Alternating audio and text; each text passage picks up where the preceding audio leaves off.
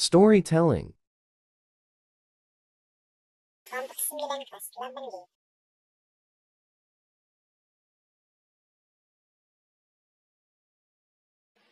Perang Aceh. A. Pengertian Perang Aceh. B. Penyebab Perang Aceh. C. Proses perlawanan. Fase 1 sampai dengan 4. D. Akhir perlawanan. Assalamualaikum warahmatullahi wabarakatuh. Perkenalkan, nama saya Suryadi Prayogo, perwakilan dari kelompok 9 kelas 8G. Nah, di sini kami akan berstorytelling dalam artian bercerita atau mendongeng dengan tema perlawanan-perlawanan terhadap daerah penjajahan. Yang kami pilih perlawanannya adalah perlawanan Aceh terhadap Belanda atau bisa disebut dengan Perang Aceh. Sebelum membahas topik tersebut, saya akan menyebutkan satu persatu anggota kelompok saya. Yang pertama adalah Aris Zahira Putri, nomor absen 8. Yang kedua, Intan Dwi Cahyani, nomor absen 18. Yang ketiga, Satria Fauzi Arsi, nomor absen 29. Nah, yang terakhir, saya sendiri, yaitu Suryadi Prayogo, nomor absen 35. Pertama-tama, saya akan menjelaskan pengertian dari Perang Aceh. Nah, apa sih itu Perang Aceh? Perang Aceh adalah Perang Kesultanan Aceh melawan Belanda, dimulai pada tahun 1873 hingga tahun 1904. Kesultanan Aceh menyerah pada Belanda pada bulan Januari tahun 1904. Tidak berhenti di situ saja, tapi perlawanan rakyat Aceh dengan perang gerilya terus berlanjut. Nah, sebelum sampai di situ, saya akan menjelaskan mengapa itu bisa terjadi. Nah, inilah awalnya. Pada tanggal 26 Maret tahun 1873, Belanda menyatakan perang kepada Aceh dan mulai melepaskan tembakan meriam ke daratan Aceh dari kapal perang Citadel Van Antwerpen pada 5 April 1873. Belanda mendarat di pantai Schiermen di bawah pimpinan Johann Herman Rudolf Kohler dan langsung bisa menguasai Masjid Raya Baitur Rahman. Kohler saat itu membawa 3.198 tentara. Sebanyak 168 diantaranya adalah para perwira. Perang Aceh merupakan salah satu perang terlama yang dihadapi oleh pemerintah kolonial Hindia Belanda dalam sejarah pendudukannya di Nusantara.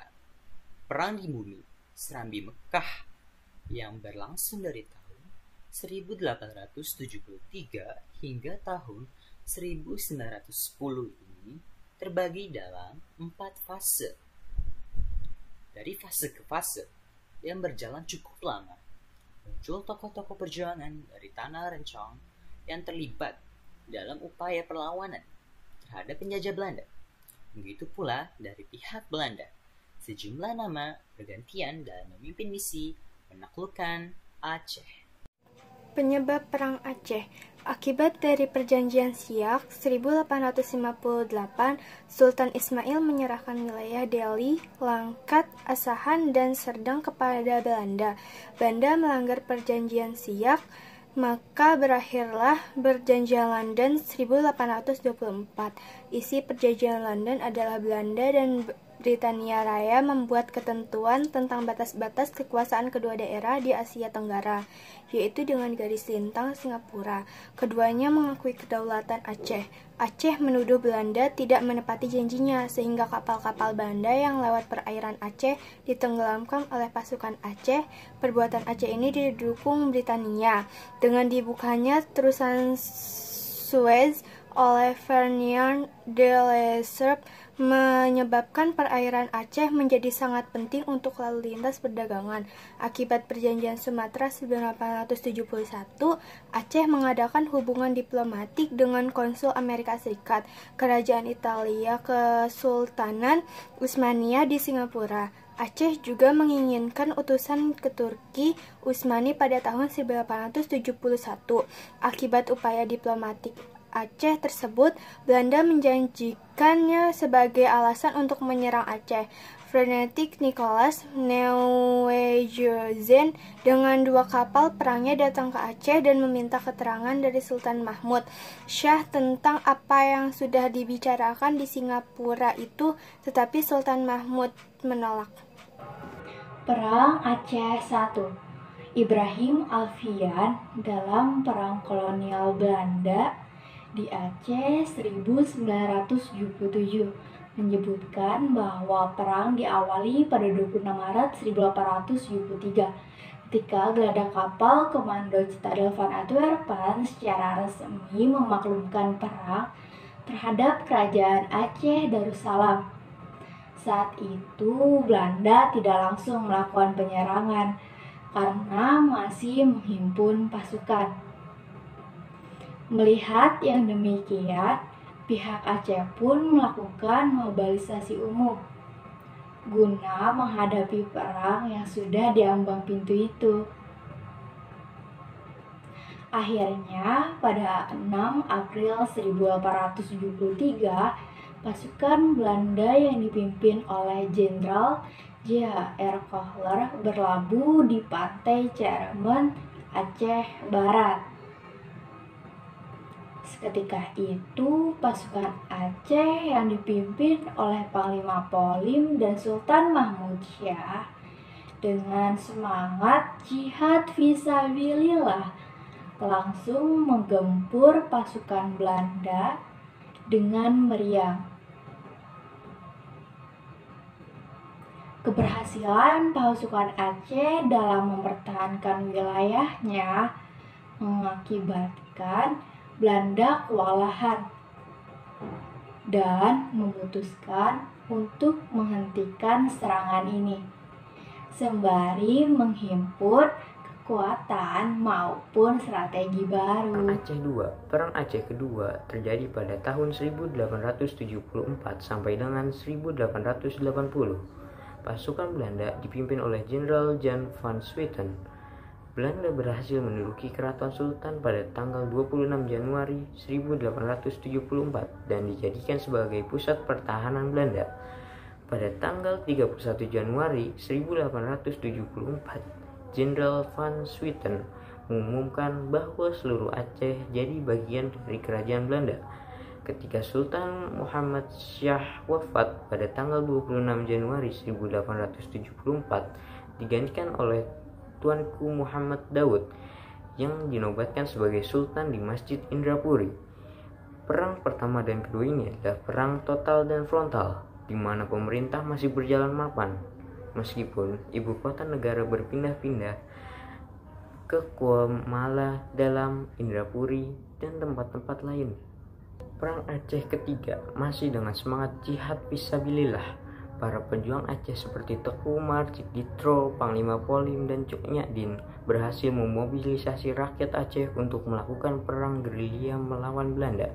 Alhasil, Belanda semakin kewalahan dengan taktik dan semangat perang dari rakyat Aceh. Pada tahun 1891, Christian Snokhurtronje yang merupakan ahli bahasa Arab dan Islam yang juga penasihat untuk urusan adat dari pemerintah kolonial datang ke Aceh. Sebagai orang yang paham tentang Islam, ia mendekati para ulama. Peran Snokhurtronje menjadikan pasukan Belanda telah terbantu karena ia menggunakan siasat menyerang dari dalam yang nantinya membuahkan hasil gemilang. Bertepatan dengan kedatangan Snokhurtronje, rakyat Aceh sedang merasakan duka yang mendalam karena kematian Teku Ciktitiro. Salah satu pemimpin Aceh lainnya, Teku Umar, dikabarkan menyerah pada Belanda. Namun, itu ternyata hanya taktik semata untuk memperlemah kekuatan lawan. Pada fase keempat atau bisa disebut dengan Perang Aceh keempat, ketiadaan Tuku Umar tidak membuat semangat rakyat Aceh padam begitu saja menghadapi Belanda. Dipimpin oleh Cut Nyadien, istri Tuku Umar, dengan dibantu oleh pejuang wanita bernama Pocut Baren. Rakyat Aceh terus melakukan perlawanan hingga akhirnya Tuku Umar kembali bergabung dengan pasukan Aceh. Sayangnya, pada 11 Februari tahun 1859, Tuku Umar gugur di Meulabo. Perjuangan kembali dilanjutkan oleh Cut Nyadien bersama Pocut Baren. Dalam buku Ibrahim Alfian yang berjudul Perang di Jalan Allah, Perang Aceh pada tahun 1873 sampai dengan 1912 mengungkapkan kondisi rakyat Aceh mulai melemah karena kematian dari beberapa pemimpinnya. Terlebih lagi, strategi merusak dari dalam yang dijalankan oleh Snoek Hargrange, atau dalam pengucapan bahasa Indonesianya Snoek Hargrange, juga berjalan dengan mulus dan semakin memperlemah pasukan dan rakyat Aceh. Pada tahun 1905, Cut Nyadien berhasil ditangkap dan kemudian wafat pada tahun 1910. Kematian Cut Nyadien pun menjadi penanda berakhirnya Perang Aceh. Telah disebutkan sebelumnya bahwa Perang Aceh berakhir pada tahun 1910 karena kematian pemimpinnya, yaitu Cut Nyadien. Secara umum, Perang Aceh berakhir pada tahun 1912. Namun, perlawanannya dalam skala kecil terus berlanjut sampai dengan tahun 1942. Sebagai catatan, kekuatan Aceh bukan pada kekuatan pasukan, melainkan terkait kehidupan yang didasarkan pada nilai-nilai agama dan sosial budaya yang sesuai dengan ajaran Al-Quran. Syahid atau menang. Sekian storytelling yang dapat kelompok kami sampaikan. Kurang lebihnya saya mohon maaf jika ada kesalahan kata atau kesalahan lainnya yang tidak berkenan. Mohon maaf sebesar-besarnya. Sekali lagi saya tutup dengan mengucapkan wassalamualaikum warahmatullahi wabarakatuh. Sekian, terima kasih.